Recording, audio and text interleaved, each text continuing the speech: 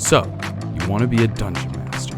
So you want to be a dungeon master. So you want to be a dungeon. So you want to be a dungeon master. So, you want to be a dungeon master. That's great. We're here to help. I'm Taylor. And I'm Justin. This week, we're going over a very divisive part of D&D and many tabletop games. Some love it, some hate it. Today, we're talking about shopping.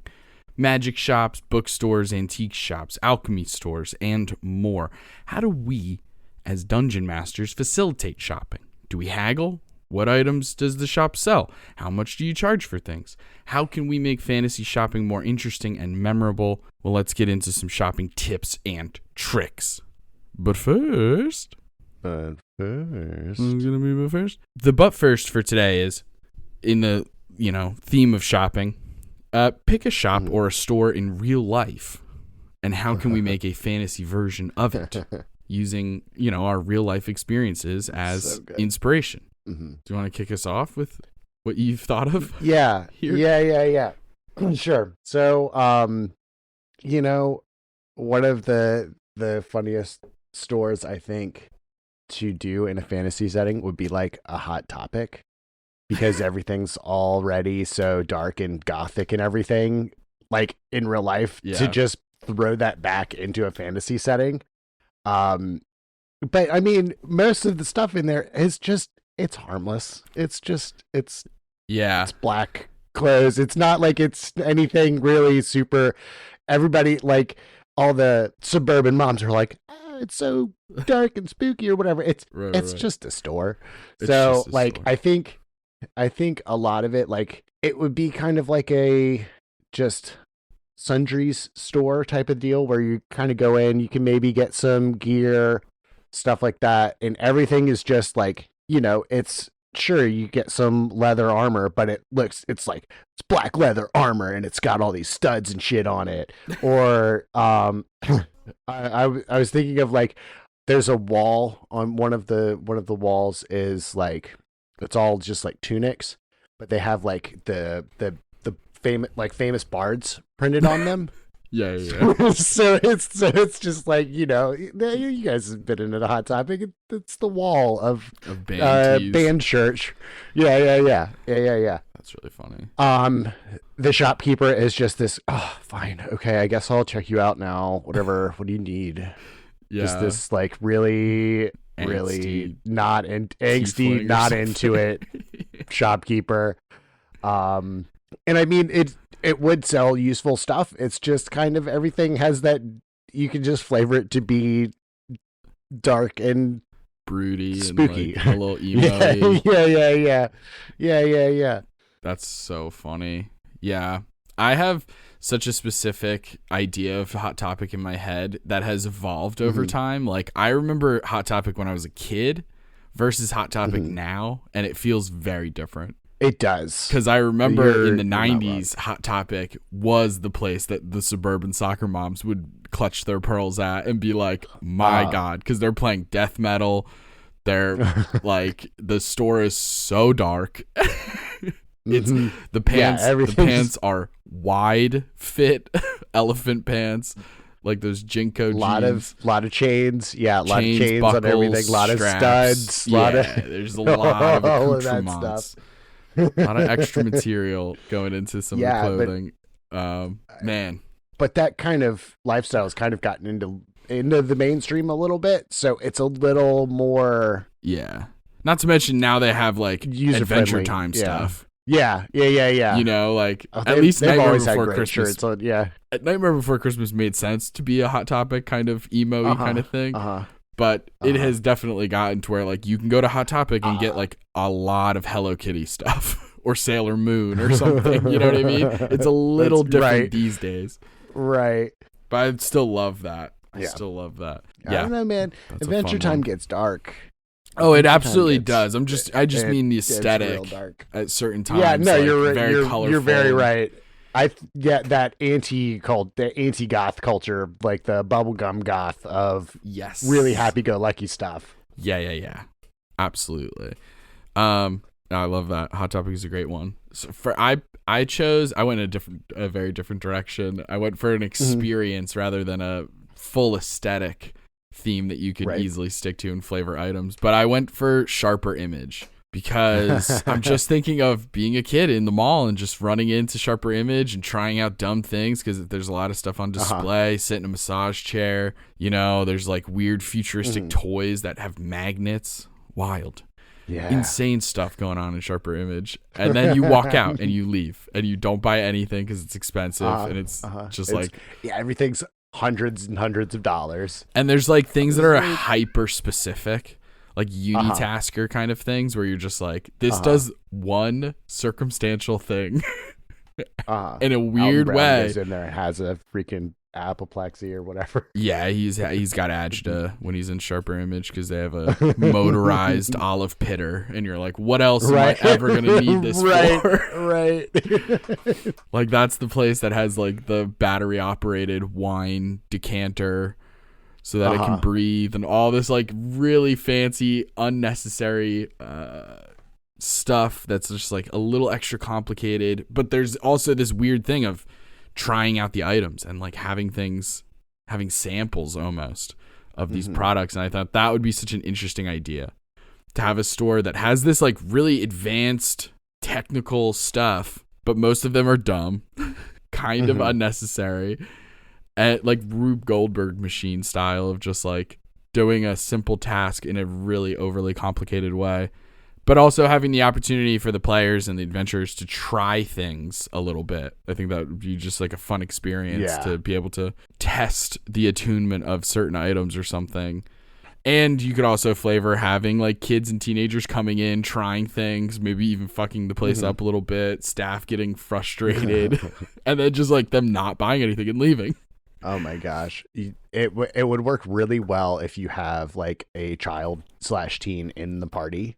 Just have the shopkeeper freak out. Hey, listen, you have to stay with this kid the whole time you're in the store, okay? They need a permanent supervision. You break it, you buy it, just so you know. Right. Just so you know. Yeah, I think that's a really funny idea. And a rare occasion, we have a second little but first here. Super quick one. Hey, gang. We wanted to talk to you about something pretty important real quick. See, we have some really cool ideas for the future, but we need your help. You can do that by supporting us through our Patreon. At the lowest tier, you get early access to podcast episodes, access to episodes of Action Surge, our post-session table talk show, and entry into a private channel on our Discord server. At the next tier, you can get access to Bonus Action, our bonus content podcast where we talk about a huge variety of D&D and TTRPG related things, like multi-class mystery mashup, where we get 2 random classes and have to build a character, or Monster Matchmaker, where we go over our favorite monsters at each CR level, or recaps of our home campaign, plus so much more. Joining the Patreon helps us continue to grow and put out content that gets better and better as we learn, improve, and try new things. So, check out the link in the description to join the gang today. But second, but first, but second. What is a low-level-ish magic item that you think every adventuring party needs? Like, to the point where you're either going to... Hold on, before you answer. Before you shout bag of holding at me or something. The question really is, to the point where you as the DM are either going to give it as loot on a dead body early on, or have it be available in like the first shop they go to, second shop that they go to, for like maybe cheaper than what the internet says that item would go for, just because you're like, this is genuinely just going to help the party in such a way that is almost like, I'm going to give it to them. Yeah. I think obviously bag of holding or like sending stones of some sort linked to important NPC. Something along those lines I think are crucial, needs to have them. Like definitely bag of holding is one of those things where I don't like dealing with encumbrance or anything like that. So it's just easier for everybody if you have the little bag that holds everything and it weighs a pound. Yep. Bag of holding is the first thing that comes to mind. It's just so versatile, so useful. And for the same reasons, it just kind of gets us around. I don't know. It's not that big of a deal. It's, people are used to playing video games where your character's holding all of this stuff, but you look at the character on the screen, they don't even have a backpack on. Like, we're used to that. So it's easy to kind of suspend disbelief, but it is a nice way to just be like, this is how you have 10 javelins. Right. Right. It's insane sometimes, the things that your character is holding that they are allowed to be holding on their person. Yeah. Rules is written, you can hold insane things. So it's like, what the fuck are we doing anyway? Like, let's just give them the bag of holding. Now, don't get me wrong. Some really creative veteran players are going to find ways for that bag of holding to just be the worst. But they're going to be putting it inside of other bags of holding. They're opening up planes, portals to the astral sea. Yeah. Left and right. But I do think bag of holding is so clutch. Sending stone is another interesting one. Sending stone could be really fun. I just recently gave one of my D&D parties a bunch. I gave them the option of, it was something that they could buy in the store, and they ended up all buying one. And it was the earring of message. Okay. Gives just you a free certain amount. message? I think. It's like, well, there's charges, but yes. Okay. So a certain number of message casts a day. Nice. So it's just like now everybody has one. It's just the easy cantrip. Yeah. Yeah. And it just it allows the opportunity for like covert little interesting missions where the party has to split up because one reason or another, and they can still talk to each other. I like that. I think that's really interesting. Not to mention this party can really use it because they're thieves for the most part. They're chaotic gremlins of just pure impulse, it feels like. So I think it'll be really helpful when it's like, well, now you guys are separated, so what are you doing? And it's like, I can talk through a wall up to a certain thickness or whatever. So that'll be fun. Not to mention in Critical Role, Critical Role is wrapping up 10 years of doing the fucking thing, and it's insane. And like, even if it's not your bag, it's a huge accomplishment. They started, as voice actors, but on Geek and Sundry, and have risen to the fame that they're at now. It's bonkers. They're working on a video game, actually, which is that tracks. I'm potentially so excited. Or are they just making a Baldur's Gate 3 freaking expansion pack? I don't know. That's the thing. I was thinking about it. It's like, I wouldn't mind that.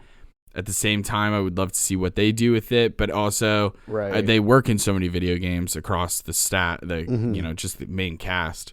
Yeah. I'm curious what style of game it would be, if not Baldur's Gate 3 style. Maybe like a Final Fantasy style, or a Final Fantasy style, or like a God of War style. Mm-hmm. Maybe some Dragon Age would work well. Yeah, it has to be a game where you can kind of swap characters, where you're not stuck to a main character, I think. Right.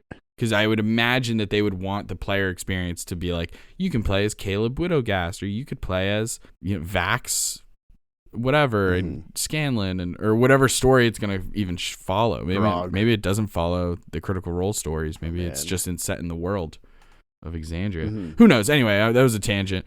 In the season 1, the reason I brought up that entire thing was in season 1, they had these earrings, and they were way more than the message spell. It was practically constant sending stones, but with earrings. And it wasn't once a day. It was like as many times as you fucking want. It was literally walkie-talkie earpieces that all of the players had. And it wasn't as game break. I mean, obviously it was insanely helpful, but it wasn't like as game breaking as you would think. But it was really cool. I think that really depends on the table that you're at. No doubt. It absolutely demolishes the game or not. And Critical Role is not necessarily the type to be like, I'm going to min-max the hell out of this and squeeze and finish the story faster than it should. You know what I mean? They're very much the type to be like, well, my character wouldn't check her traps. I open up the weird sarcophagus. Well, that's their style, which I really love. I love players who intentionally do the stupid things. But let's get into the meat of the episode. Let's do it. So we're talking about shopping. Can't talk about shopping if we don't talk about money. Money. Oh wait, no, I can't sing that. They're pretty litigious. Probably, I imagine they definitely are. But so the thing with money, currency, however you're going to handle it in your game, I mean, let's talk about it. How does somebody work in? How important is money and currency and that type of thing? Yeah. And, I think this is going to be true. This is always true. This is why we're sometimes secretly sponsored by adult diapers. It depends. It's always going to depend because, like, you know, in some of our actual plays, we just hand wave money. It just isn't a ton of time to do a ton of shopping. Like Sphinx City is the exception sometimes because the city has so many shops and stores, and that's part of the story is the setting. So we go shopping, but even then, I'm kind of loosey goose. It's season 1, a little more strict about currency, but in season 2, it was very much like, hey, heads up, guys, you're gonna go to a couple stores, whatever. Each of you can get an item. We're gonna say that your character paid for it, but like whatever. Same thing with like paying for the subway or a taxi, like getting food. We're just gonna hand wave that and say your characters are paying for it, but we're not gonna keep track of every nickel and dime. Yeah, I'm kind of more of a fan of that, mainly because of the table that I was playing with. They weren't a huge shopping episode group. I've said it a million times, it's all about getting into combat and doing fighty things. So yeah, shopping wasn't really big for them. But I mean, the way that we do it in our home game is very good, I think. I mean, it's not like we're rich, but not like filthy, sneaking, sitting on a dragon horde yet. Rich yet. Yeah. I do have a dragon fight tonight, I think. Probably. Probably. It's looking that way. Technically, you guys are in the middle of a fight, but... That's right. Because we went anyway. Yeah. So... So I think you'll have more valuable input for this than I would, as far as the money aspect, giving away money aspect of things. Yeah, I mean, it really depends on how much shopping you want the party to be able to do. How are you going to be pricing things in your world? That will change things, because you can go strictly right now. I can open up a tab on the internet, go to bing.com, nice and easy, and I can type in bag of holding 5e cost, enter. And a bunch of things are going to come up. There's the first one. I don't really trust these AI, like, hey, this is what we've compiled the information. I don't know what you're talking about. But it says 500 gold pieces. There you go. You have a bouncing off point. That's a lot of money. It's a lot of money for a first few trips. Oh, like it's first few levels. Yeah, it absolutely is. I mean, a bag of holding is technically an uncommon magic item, so it's a really fair price for what that is. Right. Now, that's just a starting off point. That means that if there's another uncommon magic item, maybe you use this as a starting point and you compare and contrast, figure out how much money to give the players. Are you going to be strict about healing potions at a common level being 50 gold piece? That's what the book says. Or are you going to change it to 25? If you do change it to 25 and you're still giving them the same amount of money that would be in a world where they're 50 gold, that's going to affect things. They're going to be able to buy twice as many healing potions, you know? Like, So it's just something to keep in mind. It's not the end of the world. Depending on, you also have to factor in, like, how much money you're giving in terms of how much loot you're also giving out. Right. How many magic items are they finding on, monsters and villains that they're defeating? Do they really need to be buying all this extra stuff in shops if they're getting it all au natural with the old 5-finger discount? So right. A lot of things to consider if you're going to be paying attention to money in your game, because that's the thing, is you don't even have to. You can, and there's a million ways to handle it and stuff like that. So how much money to give, how much is the money really worth, which is to say, how much are you pricing things in your world, because you get used to it. That's why sometimes it's helpful to have an adventure module that's like published, just to get a feel for some prices, because even simple things, I mean, obviously the source books do a good job of this, of mentioning really, really simple things like a night in an inn, how much that costs, how much like a mug of ale costs, like, because then you get into coppers, you get into silvers, golds, right, electrums if you're feeling really froggy, or platinum if you're feeling pricey. And I think it's important to know, because I've made this mistake when I first did Sphinx City as a home game. I had just like colloquially been like, hey, instead of saying gold, we're going to say dollars. But then when you realize, you're like, oh, okay, well, if this thing is 20 gold, then it's $20, and $20 in our minds is not like that much money, right? Right. But 20 gold is actually a pretty significant amount of money. If you look at the prices for things in D&D, 20 gold is a pretty decent amount of money. And so it's incorrect to assume that 1 gold is about equal to $1. And I'm using American dollar, but whatever. I'm sure that means even less these days with the way our. Never mind. Let's not get into that on the podcast. God, how embarrassing. Oh boy. So like, just thinking about it, it's probably a little bit more accurate to think that copper are dollars is probably the most accurate way of thinking of it, and then keeping the normal transaction rates between coppers and silvers and gold. But that's just one way. That's just a way to think about it mentally. And then there's like, in terms of money, all the different ways that parties could get money. Obviously, you find it. Just, you killed the bandits. They had 100 gold on them, whatever. But then there's also businesses doing jobs, passive income. We've mentioned how Taylor and the gang have a ship that they have commandeered from a pirate crew. It's now their ship. They renamed it. They registered it at the harbor. It is currently on jobs, making them money in the background. Yes. So there's tons of ways to get money. Yeah, for sure. And it doesn't always have to be money specifically. Correct. Especially if you go into like you're for whatever reason have to break into a noble lord's mansion or something like that. Yeah. There's a bunch of stuff that's not strictly money. I mean, those forks are silver. Silverware.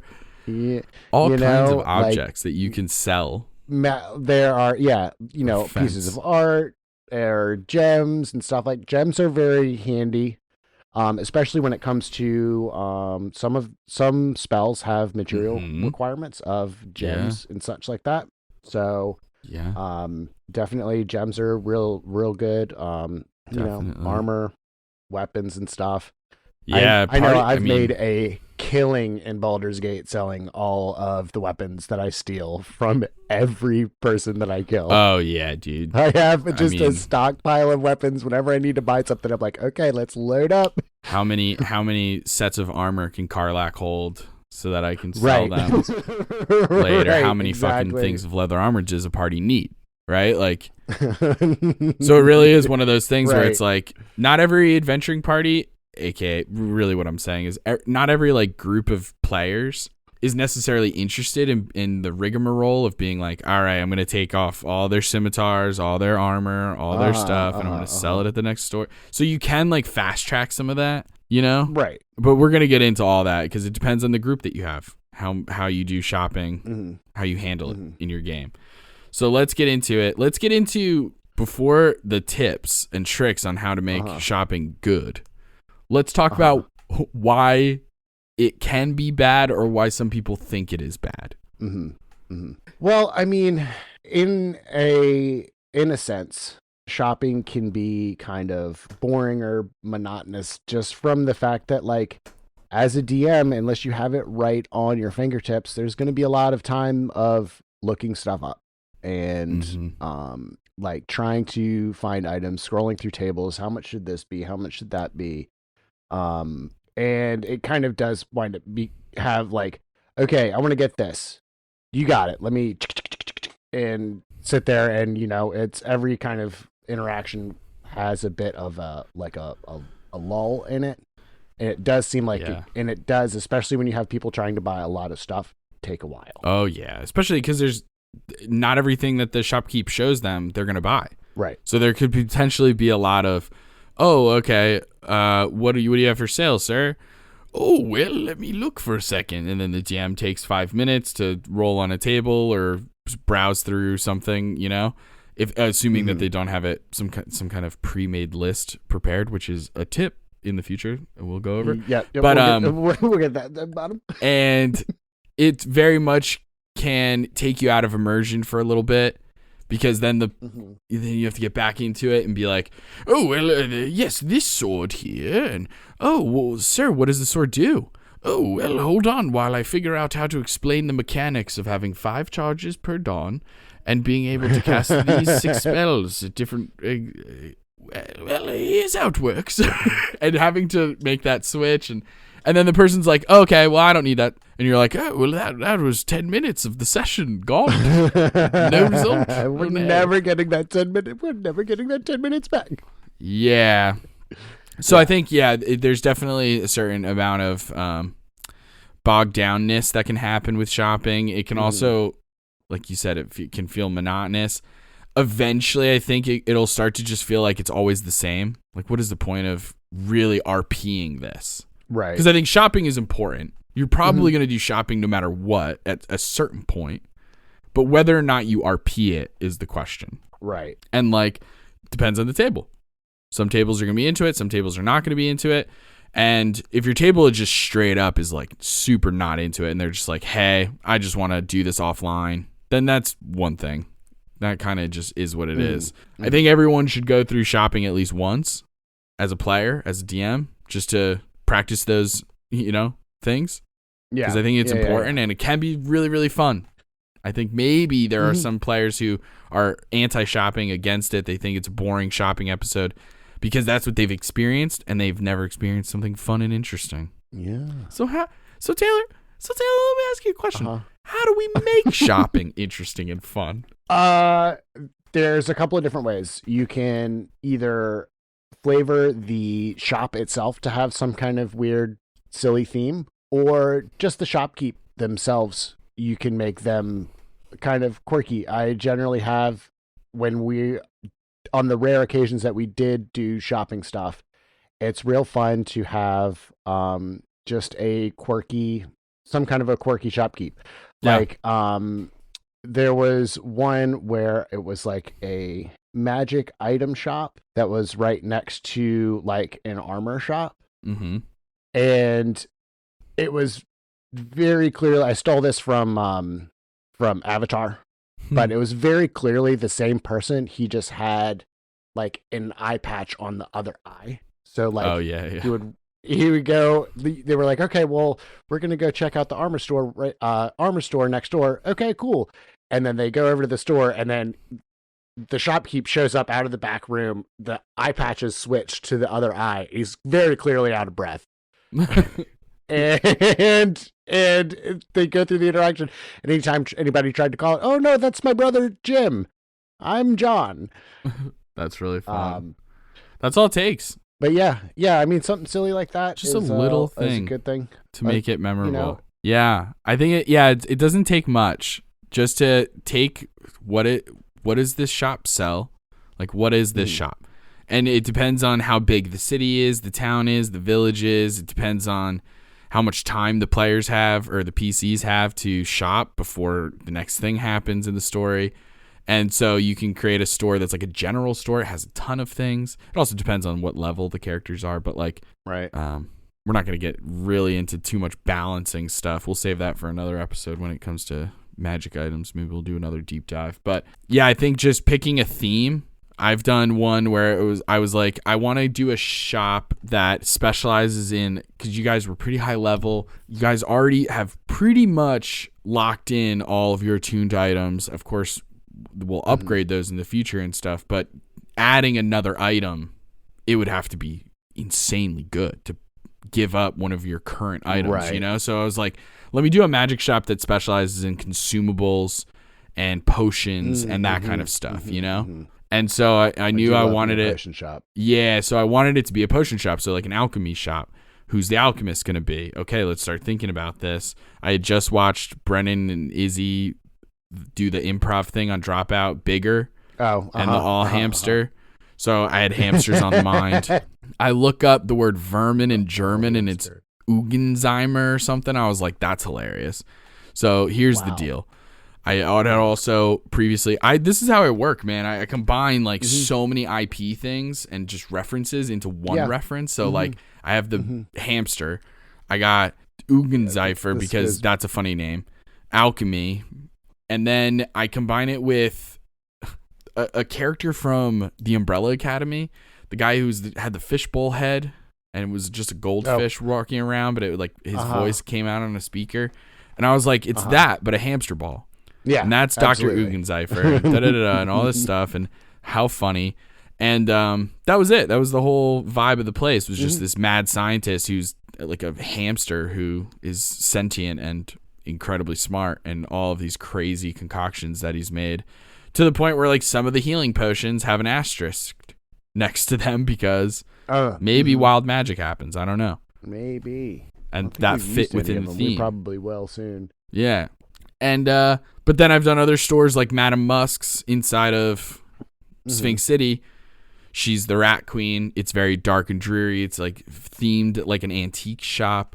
Everything in there has this dark, grungy, grimy, disgusting sort of, I don't know, Victorian Gothic horror vibe to it. So instead of just a healing potion, instead of just a healing potion, it's a jar of maggots because of that old medicine vibe. The same thing with like leeches or anything like that. It was like, oh, instead of taking a potion that looks like this, you have to eat an eyeball or something weird. I don't know.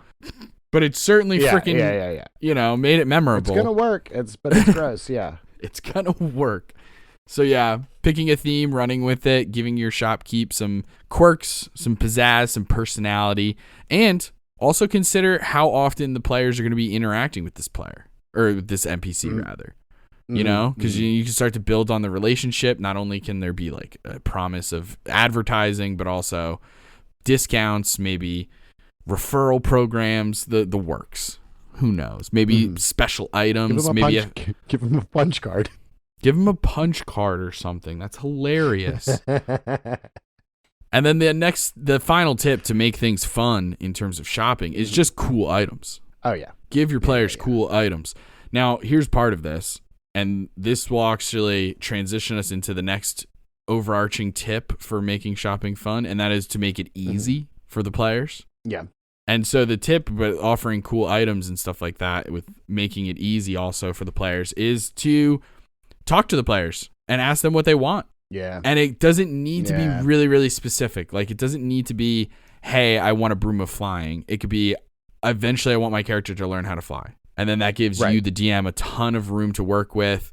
I always find that, like, for certain things, it's also, at least this is where I'm coming from, I like to let players know, too, to set expectations of, like, hey, I'm probably planning on giving you flying, but probably in, like, 2 levels. Do you know what I mean? Like, sometimes I'll say stuff like that just to be like, don't get your hopes up. Like, I don't want you to, like, raid the dragon's horde and expect flying to come from it when, for one reason or another, we're not there yet. No, I'll just blow all my money on potions of flight, and, you know, we'll go from there. Which I did. Maybe. Which I did. Because it really depends. Fly now, now you can fly, because we talked about it. Felt like that's a good prize for the side quest thing and story development. Yeah. And so, just talking to your players, having that communication line open of what the players are looking for to advance their character mechanically or flavor-wise. Maybe they're looking for something specific. You know, like we have a running joke in our home campaign about Felis's character receiving a ton of spider-themed items, even though she hates them. Yes, she hates them, but they're all so uniquely geared for her character that, like, it doesn't make sense for any of us to take it, but it is all spider-themed. Yeah, there were a couple times where things would come up. Yeah, it's just a silly little joke. But I think when the DM takes on the responsibility of the shopping episodes and, like, puts a little prep into it, that's when things can get real easy for the players. Nice and simple. They don't have to work too hard. DM's doing the work. Having some merchandise prepared that the NPC is going to offer, that the shop has, that you have already done. Yes. Because this is huge. I like it for so many reasons. Number one, it makes it easier for the players, nice and simple, right? But number two, gives you, the DM, a certain amount of control of, like, what magic items are available in your world and stuff. And it allows the players then to learn about more magic items than maybe they were previously thinking about. It's just like expand what is possible in the world of magic items and stuff. And also it can push the players towards creativity because it wasn't what they're like specifically. It's so easy to give players a +1 armor, +1 shield, +1 sword. And now, of course, that stuff can do. Oh, it's helpful. It's good. I'm just saying, like, you know, we would all prefer a +1 sword that also does an extra little cool thing rather than just a +1 sword. Yeah. And this is also going to cut down on that. It's also going to cut down on that downtime as well of sitting there looking stuff up in the moment. Every now and then it'll come up where, you know, your players just randomly want to go to a shop and you're caught with your pants around your ankles. But, you know, for the most part, you're going to know when a shop is going to be available to the players. And it just really helps having that list of stuff with pricing, everything ready to go, because then you don't have that broken immersion of sitting around looking stuff up. For sure. And it doesn't need to be a ton of items. List like 5 items. I've even done this for like not magic item shops, but like anywhere. Like, oh, here's a shoe shop. It's a cobbler. So yes, I might include 2 to 3 different like boots of striding or something like that. But I'll also just include like winterized boots. Like these will keep your feet warm and dry in the snow. Here are snowshoes. Like that's an interesting thing so that they leave less tracks maybe. Like that's a fun mechanic and it's not a magical item. There's a million different types of shops and interesting things. And just having 4 to 5 items listed ready to go, amazing. Yeah. Not only that, but it also will then help the players navigate their own creativity in creating like, oh, well, you have snowshoes, you have this, you have that. Does it make sense for you to have like crampons? Oh, you know what? I do have crampons actually. No one asks about that. And so it just like fires off. Right. It's so nice. I even do it for restaurants sometimes or like taverns or something. Sometimes I like to put a little extra work in the world building to be like, this place is vegetarian. How crazy is that? They only have mushroom burgers. And just like making that a little part of the theming. But you don't have to go that far. What was the name of that one place? It's not people or something? It ain't meat or something? It ain't meat. Okay, yeah. Yeah. Yeah. I thought it was like, it's definitely people though. Yeah. It was just, it was a traveling food cart in the Shadowfell called It Ain't Meat. And it was just a vegan place. It was just a vegan place. Nice and easy. So, yeah.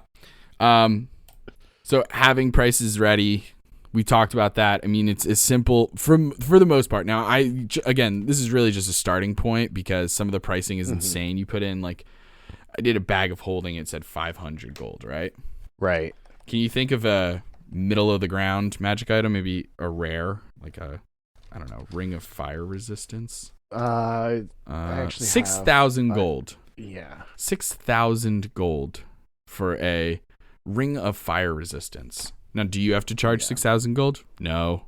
Absolutely. You can charge more. You can charge less. You can do a million different things. But it's nice to just look it up just to be like, okay, this is what the book says. Give or take, because the book probably doesn't even say that. This is just like a bunch of people came together and just on a forum were like, maybe this much. right. You know what I mean? There's a million different sources and stuff like that. I mean, there is. I think there's whole tables in the Dungeon Master Guide. There is a table. So like common items are supposed to be 50 to 100 gold. Uncommon is 101 to 500. Rare 501 to 5,000, very rare 5,001 to 50,000, and then legendary is 50,001 plus. Does that mean that's exactly what you got to charge? No, but it gives you a good kind of gives you a range idea. Yeah, and it is important to look up these magic items, to find them, to make sure your players have access to them, because every once in a while, if you're using something like D&D Beyond, maybe you, the DM, are using a paper book and you're like, here's a cool magic item from this setting. You know, it's from Critical Role Exandria. Oh, it's from Icewind Dale, whatever. And you're like, yeah, you find this cool item.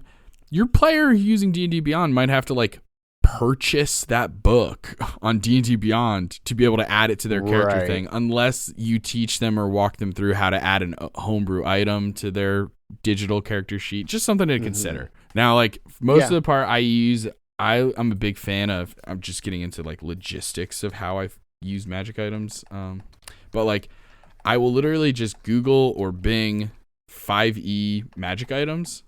Like, that's the expression. And one of the sources is a Wikidot. And you click on that, and it brings you a huge table. And you can specify by rarity, common, uncommon, rare, very rare, legendary, artifact. And there's even a unique category, but that's like really, really hyper specific. But, and then it just lists them all out. You can find them. You can send somebody the URL over Discord. Now they know what the item does or whatever. But there's a ton of magic items out there. Make sure you read the whole thing so you know what you're agreeing to. Because sometimes you'll miss one line. Read the spell text. Oh, my God. Yeah. I mean, how many times have we brought up the Staff of the Woodlands? You gotta pay attention. It becomes a whole tree. It becomes a whole dang tree in like a second. It's nuts. Not to mention action, and it happens. It just poof, tree. And if you use the 5e version of it as opposed to the 2024 version, just unlimited pass without trace. So watch out. Okay. Yeah. It's just like monster CRs. Not all rare magic items are created the same. Some are weirdly stronger than others where you're like, what? How is this one rare and this one also rare? How are they the same rare? And then you look in the Dungeon Master's Guide and it's like, well, it's either 500 gold or 1,000,000 gold. So you pick something. And you're like, that's too big of a range. I don't know. So it can be tricky. There are in I think it's Xanathar's. There is like a table that like a rolling table that you can use for pricing stuff out. That actually works pretty good. That's nice. Where you can just like roll a d6 plus 1 times 10 for common items, and it goes up from there. Yeah, basically rolling for a price, which is cool. Yeah, absolutely. Plus, something to consider: thinking about what the prices are. Also, thinking about what prices the NPC is willing to spend or willing to lose or whatever, because of haggling. Right. Because that is as classic a part of D&D as ever. Yeah. Absolutely. As long as there has been shopping, there has been haggling. And so get ready for your players to either sell things that are counterfeit and bullshit and be like, this rare fork is made of the rarest silver you'll ever hear of. Right. Born of werewolf blood, believe it or not, actually. And just being like, all right, whatever. Or they're going to try and be like, oh, you're selling that magic potion for 50 gold? I'll give you 10. And they're going to try some bullshit, and you got to figure out how much you're willing to lose and whatever, And sometimes when your player has expertise in charisma things, you just, hey, a healing potion, 75 gold. Oh, you rolled a 37 on your persuasion? Okay. Now it's 40 gold. So it's less than it actually. I don't know. Now. Yeah. Would definitely want to keep those charisma people in check. Just because they got insane number on their charisma check doesn't mean that they're just going to give it away for free. Right. The person still has to make money. Right. So it's like, I mean, we all crafting a healing potion is 25 gold and 8 hours of time. So it's like a ton of shit. If you're going rules is written, I mean, for crafting. But like, right. So you got to figure that they're going to at least try and make some money. They have a business to run. They have a family to feed, maybe. So right. All stuff to consider. Now, the last part of making shopping fun, interesting, and enjoyable for the players, we've already talked about making it fun. We've already talked about making it easy. Now let's talk about making it concise. We don't need, I mean, of course there's times where maybe an entire quote unquote shopping episode makes sense. You're visiting so many different places. Maybe, I mean, we're going to get into it, but these NPCs don't have to just be shopkeepers. They can have information. They can be important resources, contacts, but making it concise. If the players make a shop their regular shop, you don't have to go into insane detail about what the shop looks like every single time or what the shopkeeper looks like. It's just as simple as, all right, you guys are going to the magic shop. Yeah, you see Aurora behind the front desk. She says, oh, hey, how's it going?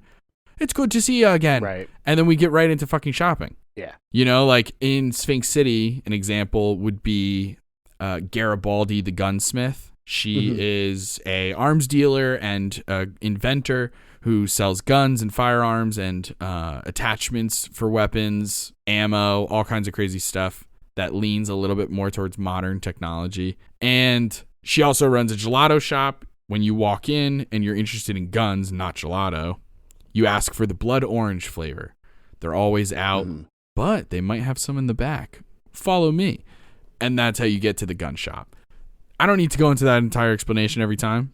Once you do it like once or twice, you're done. Yeah. You get it. You can just go in there. You go in there, go in the back room. Yeah, it doesn't mean your character isn't doing it, because that is the code. That's how they have a secret gun shop. But like, we don't have to play it out.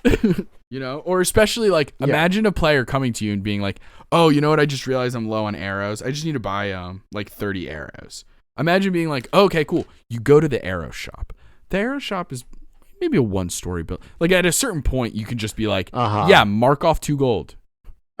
Right. You got him. Right.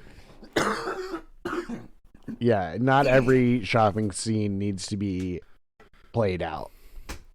Exactly. It really depends. It's different. Yeah. It's really different on what your players are kind of looking for. If they're looking for, oh, I just want to go to the local magic shop. We just got to town. I want to go to the local magic shop and see what they've got for sale. Then yes, by all means, delve into your, big long spiel. But if it's like, oh, I just need arrows, or I just need to healing potions. I don't need healing potions. Just or something stock like up that. on things. I just need some diamonds for Revivify. Like, there's a certain point where it's like, okay, we're getting into like a redundancy that is not fun. We're not adding anything new.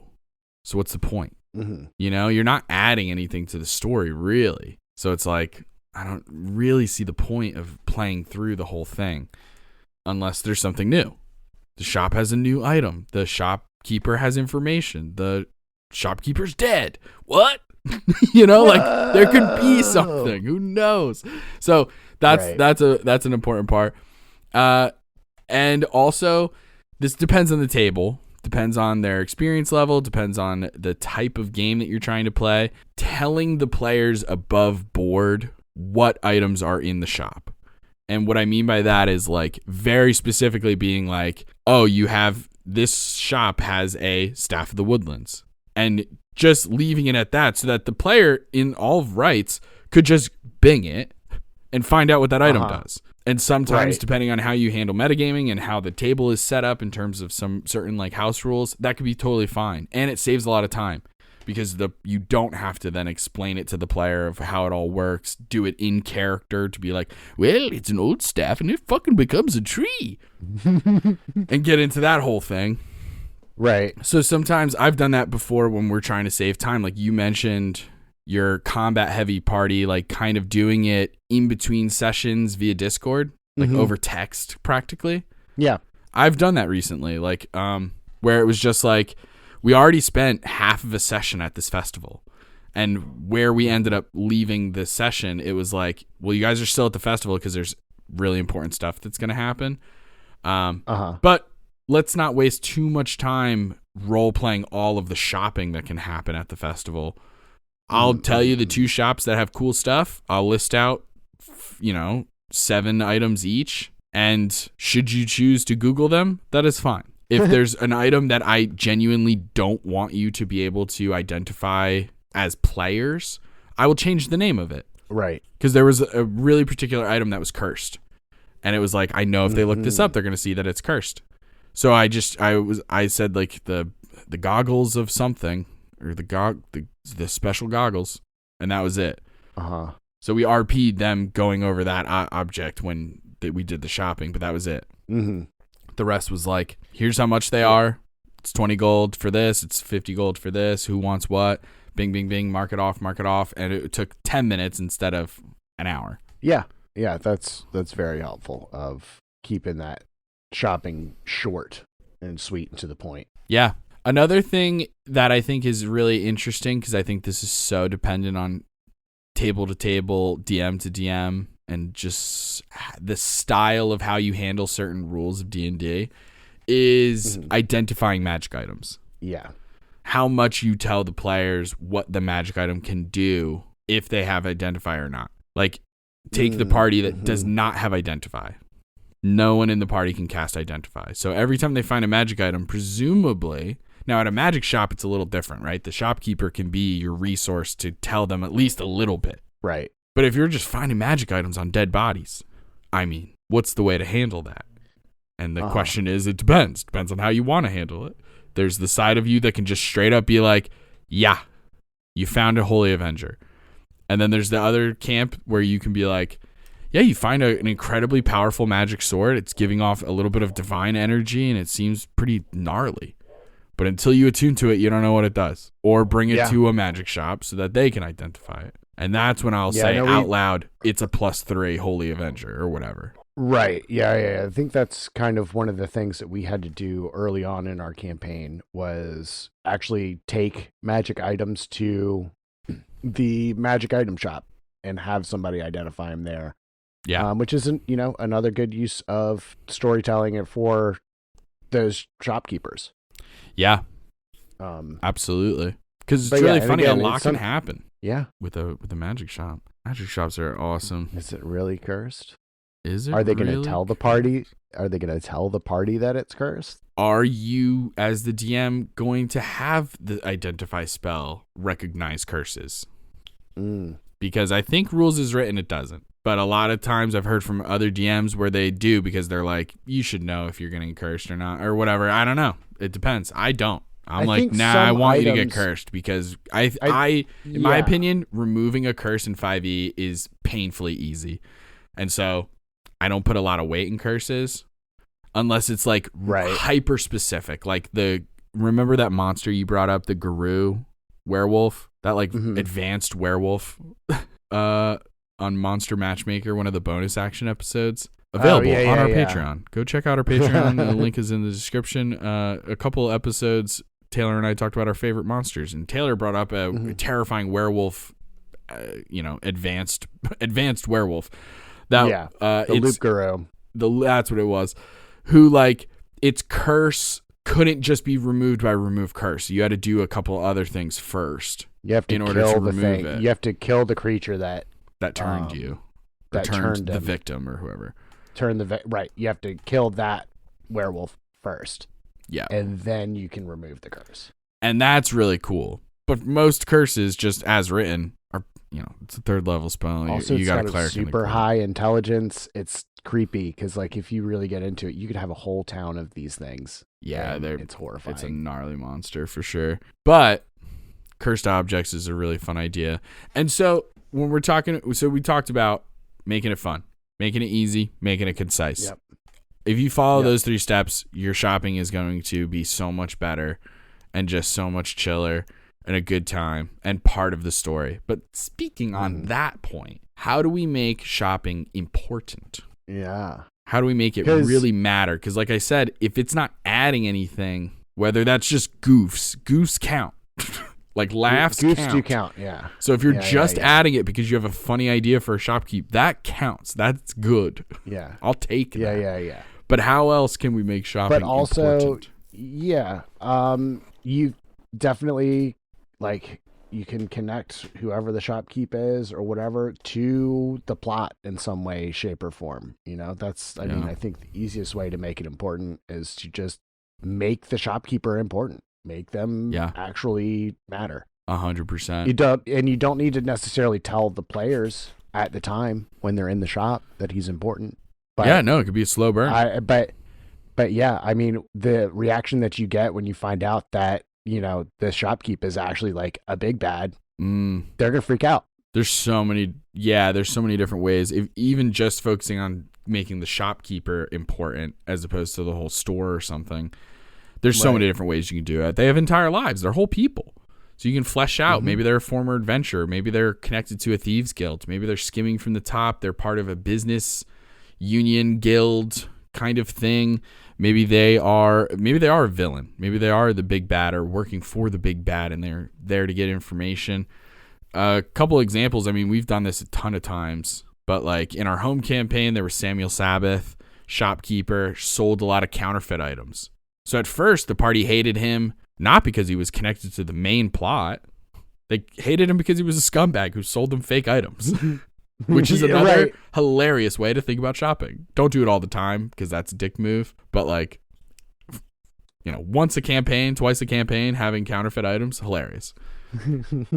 Just get ready for the revenge hook, because nothing hooks a party like revenge, I feel like. Samuel it's such Sabbath, a powerful motivator. Yeah, he had a shop in Yarder called the Three Rivers Fest Hall, did a bunch of stuff. He had a stand at the festival there, and then when he gets found out to be a counterfeit, he leaves town, and he doesn't reemerge again until he creates this alias where he owns a music shop in Waterdeep called the Crescendo, and he's a completely different person because he's using disguise self to make himself look like, or he's using seeming. I forget what spell he was using specifically. Might have been seeming because it has 8 hours and it's not concentration. He was a high level bard, so I know he has access to that. So maybe that was it. But And then in Sphinx City we have the Grey Gardeners. Now this is interesting because there's deviations with the actual play with my home game version of Sphinx City. But like the Grey Gardeners are a gang. They're bad guys. They own a greenhouse. Haha, gardeners, hilarious. The clues are right in front of you.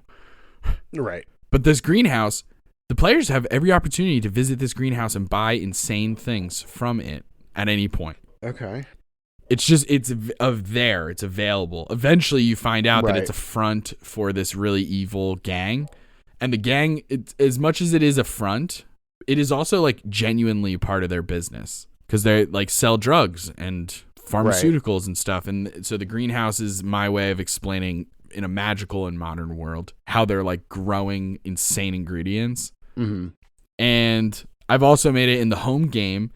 One of the PC's family members has this deep set curse. Like the curse has been ravaging this NPC's mind for decades, to the point where a 3rd level remove curse ain't gonna cut it. Okay. You need this insanely rare flower, which I binged at the time. I found this like really interesting looking rare flower. I don't know. Guess who can grow it? The greenhouse. Those guys.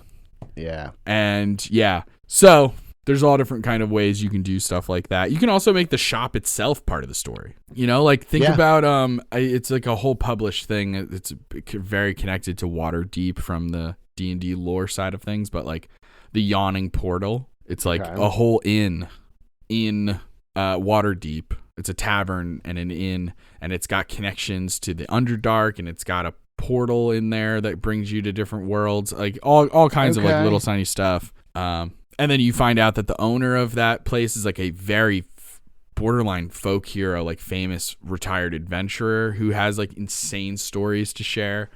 So there's just like so much you can do with it. Right. There's so much you can.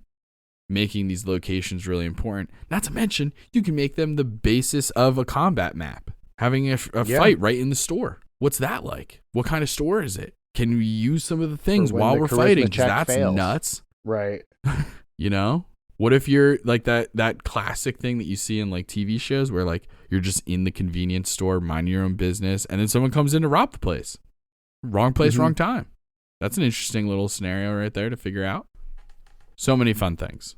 Not to mention you can foreshadow a lot of future plans for the adventure using your stores and shops. It can be as simple as offering very specific types of items where it's like, you guys aren't living in an Arctic scenario here, but there's a lot of foreshadowing because there's a lot of items that do cold resistance.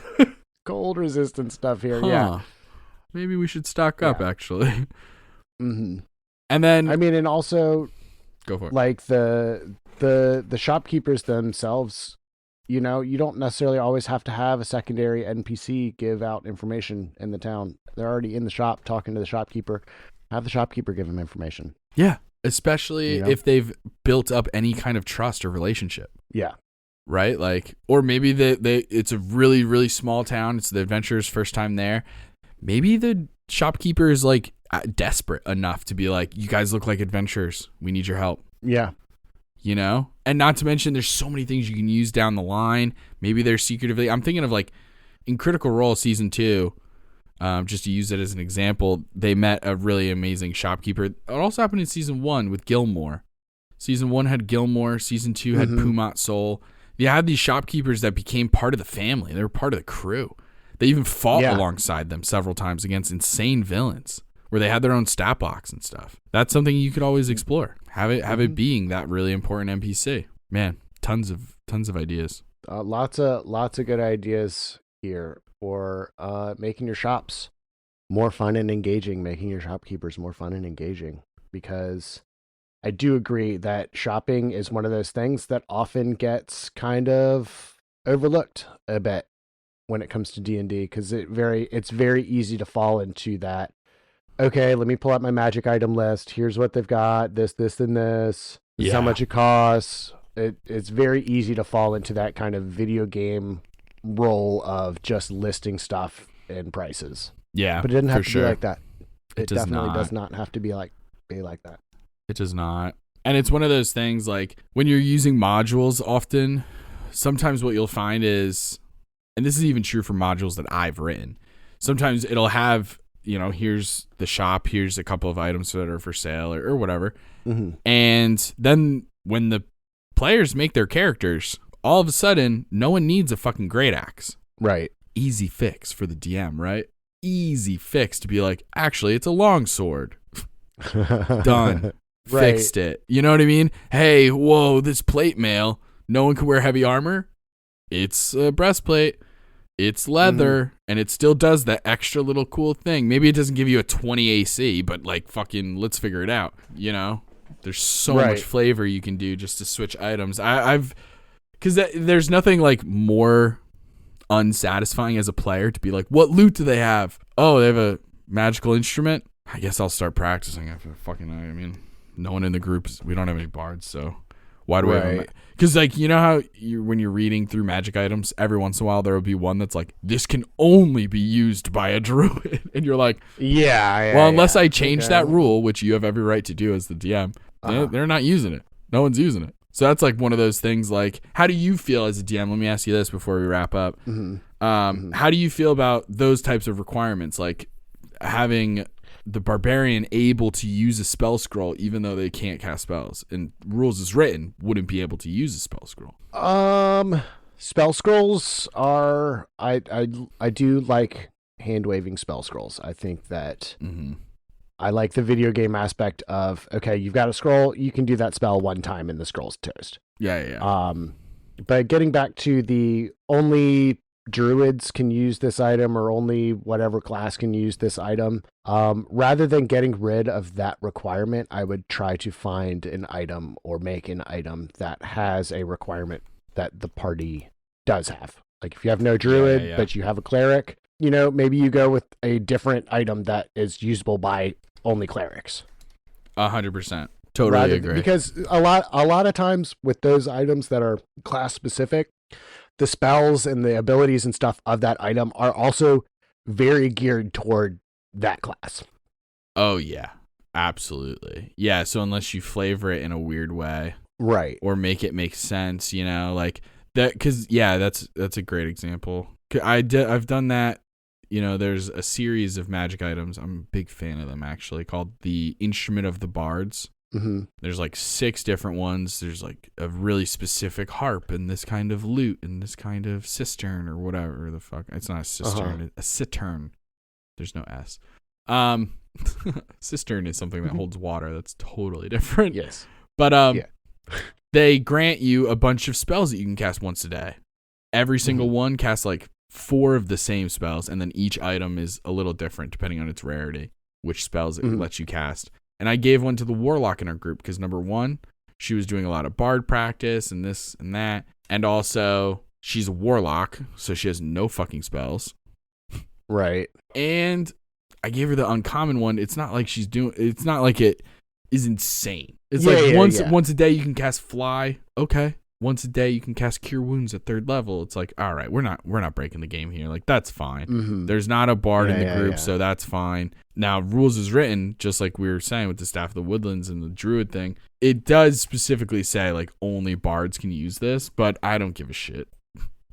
And we flavored it as a microphone, because when I asked her what instrument she wanted to train, she said my voice, like singing, and I was like, oh, interesting. Wasn't expecting that. So it's just like an Aerosmith, Steven Tyler style microphone stand, like with the fucking little with the sash thing on it. Yeah, little I couldn't think of the word. Little hanky. Yeah. Yeah. Right, whatever the hell that thing is that he's got on it every single time. Yeah, some kind of tapestry. Looks kind of, yeah. It's just funny. There's so much you Looks can do with shopping, I think. I think there's more here than people think. I think it's easy to get wrapped up in how shopping can end up being, which is like so boring and just like, ugh, get me over this. Because even on Baldur's Gate, it's annoying sometimes to be like, I'm out.